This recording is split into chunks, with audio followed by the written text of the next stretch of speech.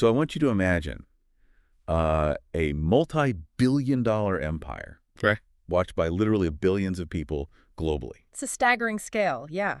Right. But what if I told you that this absolute juggernaut started out as a deeply troubled, highly localized, and honestly kind of decaying sporting competition? I mean, it's hard to reconcile the current reality with where it actually began. Exactly. And that's exactly what we're doing today in this deep dive. We are looking at excerpts from the billion-dollar empire, along with the historical narrative from the club. Two really fantastic sources for this, by the way. Yeah, they really are. And our mission for you today, listening to this, is to extract the ultimate business masterclass from this story. Because look, we're not just talking about football here. No, not at all. We are decoding a blueprint. We want to show you how to take an ordinary, struggling idea and engineer it into just an international juggernaut. And this deep dive is really perfect for you if you want to understand the actual granular mechanics of massive global scale. Yeah. Because taking an enterprise from a localized community level to the entire world, it's not just about better marketing. It requires a complete rewiring of the entire business model. Which is just so audacious. Yeah. The sheer scale of this pivot is what I find so fascinating. But to understand the empire, we have to kind of walk through the ruins it was built on, right? Yeah, you really have to go back to the 1980s. And according to the sources, the 80s for English football was just bleak. Yeah. I mean, systemically bleak. Oh, absolutely. You had rampant hooliganism. Yeah. Matches were incredibly dangerous. Yeah, it was a genuinely toxic public image. Right, and it led to absolute tragedies. Yeah. The Heysel Stadium disaster in '85, where English clubs actually got banned from Europe for 5 years. Which is just a massive blow to any sport. And then Hillsborough in '89, where 97 fans lost their lives in a crush. Like, the physical infrastructure was literally failing. The sport was hemorrhaging money. It was, and you have to understand, this structural decay, it was a direct result of a flawed business model. Asset. Well, at the time, a club's revenue was almost entirely dependent on local gate receipts. You mean like physical tickets? Exactly. The people walking through the turnstiles into those crumbling stadiums, and there was a hard physical ceiling on that kind of growth. Right. If your stadium holds 40,000 people, You can only sell 40,000 tickets. That's it. it honestly reminds me of like a legacy retail brand stuck in a dying shopping mall. Oh, that's a really good analogy. Right. Because you have these fiercely loyal local customers who show up every week just out of habit. Right, the diehards. Yeah, but there's zero growth. The storefront is falling apart, the roof is leaking, and the brand has this terrible reputation, so no new customer is ever going to walk through the doors. You're essentially just managing an inevitable decline. Exactly. And that physical constraint, it was made even worse by how they shared the revenue. Oh, right, the 92 clubs. Yeah, the old football league had 92 professional clubs spread across 4 divisions. And the TV money, which was practically nothing back then, and the sponsorships, they were shared pretty equally among all 92. Even though the top teams were doing all the heavy lifting. Exactly. The big 5, Manchester United, Liverpool, Arsenal, Everton, Tottenham, they generated the vast majority of the public interest. Right. But they were subsidizing the lower division, so they created the value. Yeah. But this archaic system prevented them from actually capturing it. Because the old guard, the governing bodies, Yeah. they were treating it like a local community asset, not a modern business. Right, they were terrified of television. Which is wild to think about now. But the sources say they viewed live TV as a direct threat. They thought, if it's on TV, no one's going to stand in the rain on our unsafe terraces. It's the classic fear of cannibalizing your own physical product. They were protecting legacy hardware, the stadium seat. Right. And they were totally ignoring the software, which is the broadcast rights.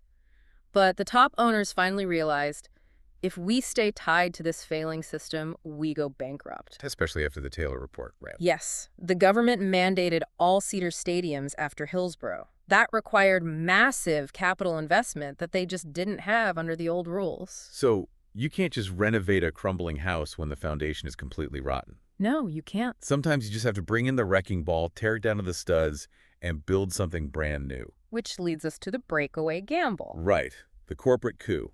In 1992, the top 22 clubs essentially resign en masse. They did. They completely severed ties and formed the English Premier League. Just left the other 70-something clubs behind. Exactly. And the whole purpose was just so they could negotiate their own TV deals and keep the money.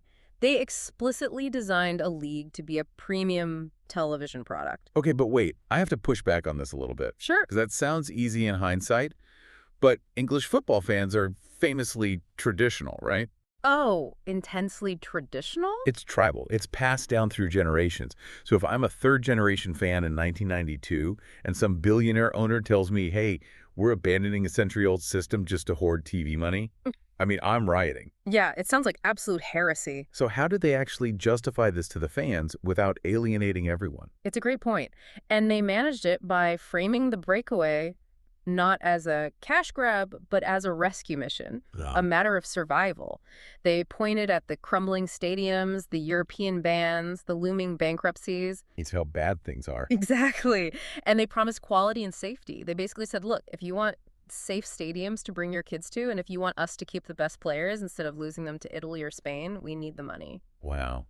So they mask this ruthless corporate pivot inside a promise of a better future. They did, and it was a huge gamble. A lot of people expected it to fail, but they stopped viewing it as just a local tradition and started seeing it as a global product. Because if it's a local tradition, your only job is preservation. Right, you protect the past. But if it's a global product, you have to innovate. Exactly. They knew that tradition without financial viability it's just a museum exhibit. A museum exhibit. Wow.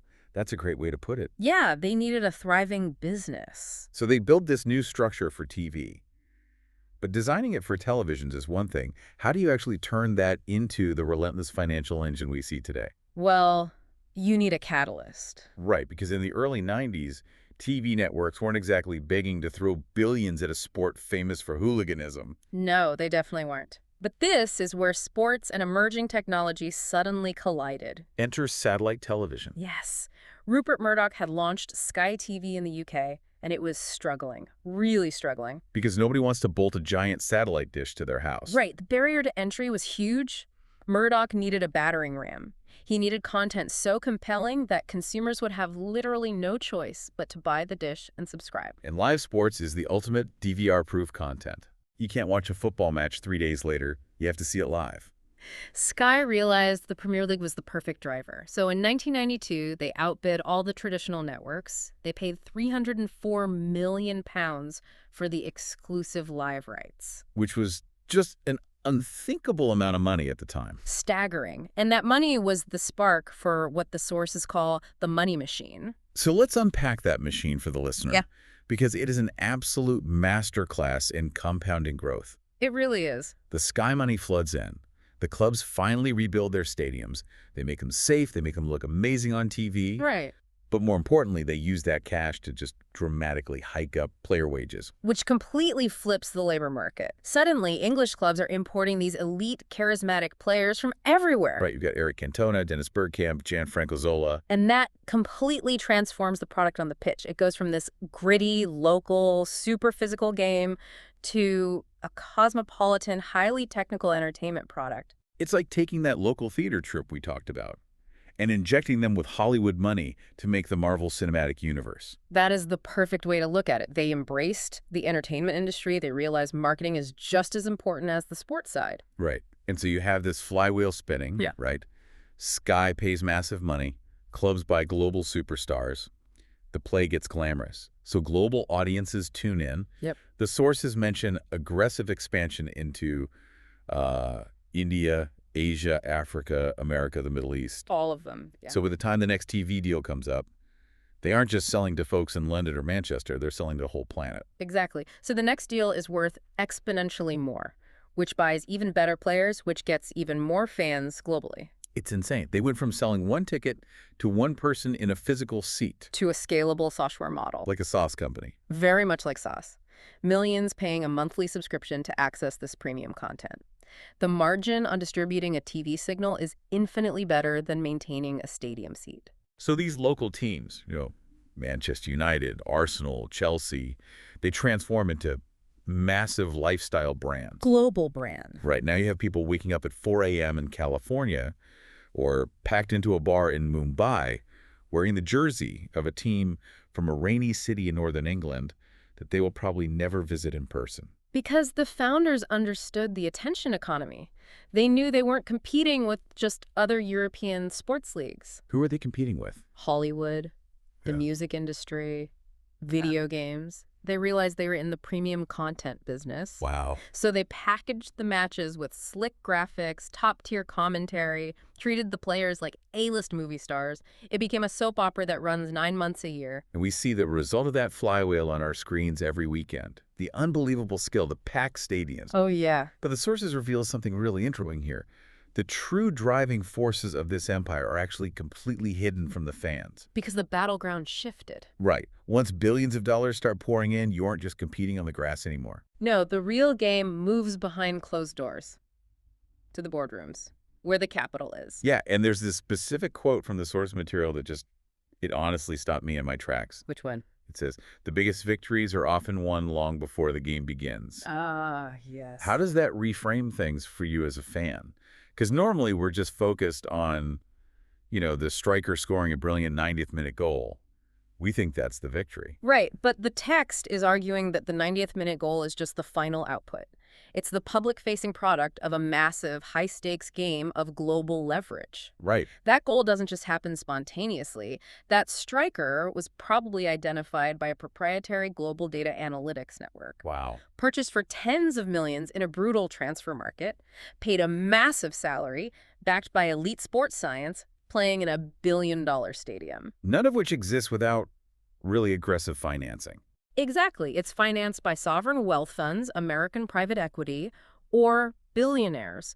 And they only bought the club because of those global broadcast revenues that the executives negotiated years ago. So the foundation is really just political maneuvering and boardroom negotiations. If you lose the boardroom, if you mess up your commercial partnerships or your wage structures, you inevitably lose on the pitch. You just won't have the cash to keep your flywheel spinning against your rivals. Man, it really shatters the romantic grassroots illusion of the sport, doesn't it? It does. But honestly, the business reality is just as dramatic as the game itself. It really is. So to synthesize this for you, the listener, we've gone from these crumbling, violent stadiums in the 80s to a breakaway rebellion to a global entertainment flywheel fueled by satellite TV, and now it's this landscape of private equity and boardroom politics. It's quite a journey. What's the ultimate takeaway here? The sources break it down into a secret lesson and a life lesson. Yeah, the core lesson here is that to get to massive global scale, you need structural disruption. The Premier League proves you can't just tweak a broken system.